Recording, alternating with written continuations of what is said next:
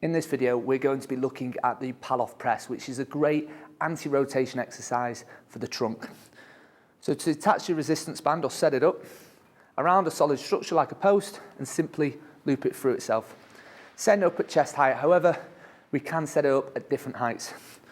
Holding it at the chest, stand away to apply tension to the band. The further you go from the bar, the more tension is going to be on the band, the harder the exercise is. Press it out. We can perform an isometric hold here, just holding it in this position, which is hard on the trunk muscles. Obviously, we're resisting lateral flexion and rotation of the spine, so it's working the core muscles intensely. To perform the press, we simply press it out and bring it back in under control, keeping the core nice and tight. Making sure, key to this exercise is not to turn away from the band. So feet, knees, hips, all facing forwards, not leaning away, bolt upright, engage the trunk muscles. This can be done from a half kneeling position or even a kneeling or lying position.